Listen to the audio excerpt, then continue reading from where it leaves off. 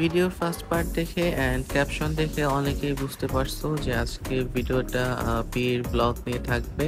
So হ্যাঁ, আজকে ফুল ভিডিওটা থাকবে বিয়ের ব্লগ নিয়ে।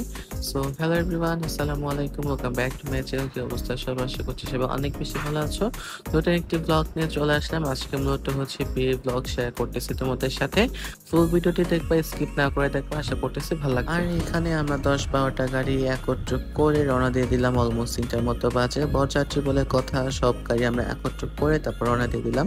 পৌঁছাইতে বেশিক্ষণ লাগে না, খুব একটা দূরে না, 2 মাইল, আধা ঘন্টার মতো লাগছে আর কি। প্রচন্ড গরম ছিল ওই দিন। গাড়ি থেকে নামার সাথে সাথে মনে হইতেছিল যে শরীরের মধ্যে আগুনের ফুলকি পড়তেছে। আর গাড়ি থেকে নেমে দেখি যে কনের পক্ষরা গেট ধরে রাখছে। সো ওখানে বেশিক্ষণ দেরি করি নেই, ওরা অল্পক্ষণের মধ্যে আমাদেরকে ছেড়ে দিছিল। তো ভিতরে ঢুকে খাওয়া দাওয়া শেষ করে অবস্থা পুরো খারাপ হয়ে গেছিল গরমে। সো আমাদের ইন্টেনশন ছিল যে যত তাড়াতাড়ি বিয়েটি শেষ করে আমরা রওনা দিতে পারি। প্রচন্ড পরিমাণ গরম থাকার কারণে আমাদের ম্যাক্সিমাম গেস্ট খাওয়া দাওয়া করে গাড়ি নিয়ে যা যার মতো চলে আসছিল। আমরা অল্প কিছুজন ছিলাম লাস্ট মুহূর্ত পর্যন্ত, মানে বউ নিয়ে যাওয়া পর্যন্ত।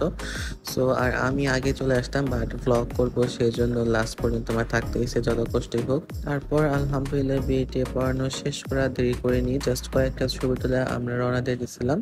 সো সন্ধ্যার আগেই আমরা আসতে পারছি আর কি। তো এখন হচ্ছে বউ বরণ করার পালা। এত পরিমাণে গরম ছিল যে আসলে খুব কষ্ট, সবাই অনেক কষ্ট হয়েছিল ওই দিন। তারপরও বিয়ে বলে কথা, কেয়ার করার।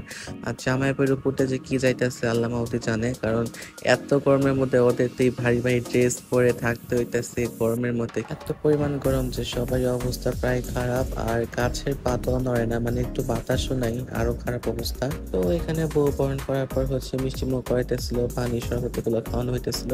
বাইরে আসলে দাঁড়ানো যাইতেছিল না, এত পরিমাণ গরম ছিল। তো তাড়াতাড়ি করে বরণ করে ওদের কাছে উপরে নিয়ে আসা হয়। অ্যান্ড এখানে হচ্ছে সবাই চিল্লাচিল্লি করতেছিল যে জামাই নাকি বউকে কোলে নিতে হবে। সো কোনোভাবে কোলে নিয়ে জাস্ট রুমে ঢুকেছে আর কি।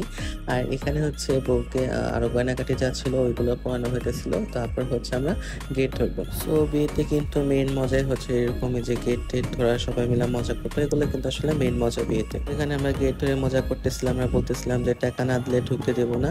আর একটা ক্লিপ হচ্ছে আপনাদের জন্য আমি ভয়েস, মানে রিয়েল ভয়েস দিয়ে রাখছি। সো ওটা দেখে নেন, দেখেন যে আমরা কতটা মজা করছি, ওটা শুনেন।